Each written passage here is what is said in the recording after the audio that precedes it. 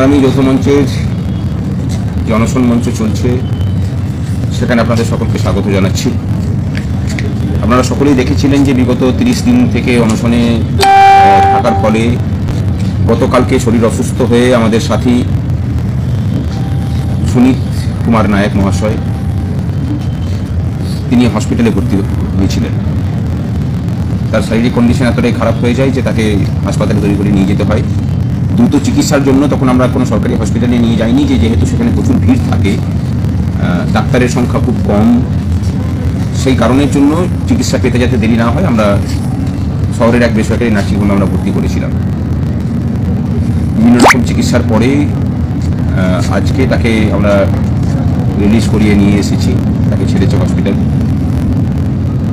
সুনীতদা মোটামুটি স্টেবল আছে, কিন্তু শরীরের যেসব পরীক্ষা নিরীক্ষা হয়েছে তাতে যে রিপোর্ট এসেছে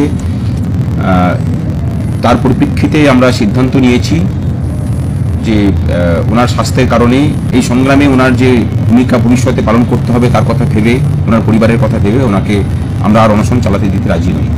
এখন পর্যন্ত উনি অনশনে আছেন, আমরা এখন ওনার অনশন প্রত্যাহার করে নিচ্ছি। আমরা ওআরএস খাইয়ে ওনাকে ওনার অনশন থেকে আমরা অনশন প্রত্যাহার করছি। কিন্তু বিগত 30 দিন ধরে যে অদম্য লড়াই উনি দিয়ে গেলেন, এই লড়াইয়ের ইতিহাসে এটাও একটা স্বর্ণাক্ষরে লেখার একটা অধ্যায়। এই অনশন, এই অবস্থান, এর চাপে পড়েই বাজেটে এবারেও 4% মহার্ঘ ভাতা ঘোষণা করতে বাধ্য হয়েছে, যদিও সেটা মে মাস থেকে দেবেন বলেছেন।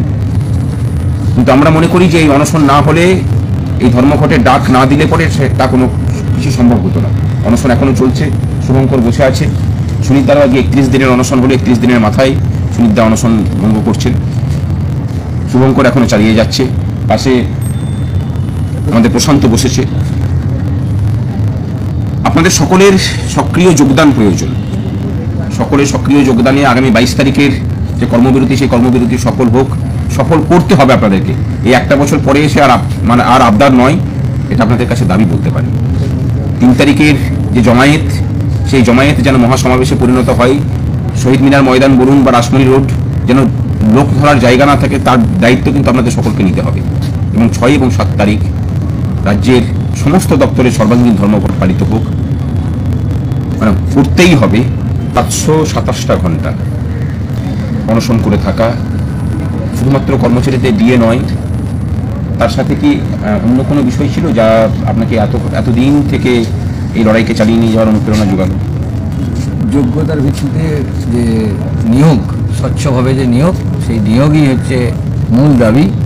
এছাড়া বছরের পর বছর যারা অনিয়মিত, তারা যোগ্যতা থাকা সত্ত্বেও দিনের পর দিন যেভাবে একই বেতনে, এবং সেটা রাজ্যের নিরিখে অন্যান্য রাজ্যগুলোর থেকে আমাদের রাজ্যের নিরিখে যে অতি অল্প বেতনে কাজ করে চলেছে, তাদেরকে স্থায়ীকরণের ভিত্তিতে আমরা এই আন্দোলনটা চালাচ্ছি। এখানে শুধুই যে আমাদের কর্মচারীদের যে দাবি দেওয়া তা নয়, সমাজ এবং আগামী ভবিষ্যৎকে রক্ষার দাবিতে যে আন্দোলন, এই আন্দোলনে আমি সামিল হয়েছি এবং আগামী দিনেও থাকব। আজকে অনশন ভঙ্গ হচ্ছে ঠিকই, কিন্তু আমি আবার 29 কিংবা 30 তারিখে আবার মঞ্চে উপস্থিত হব এবং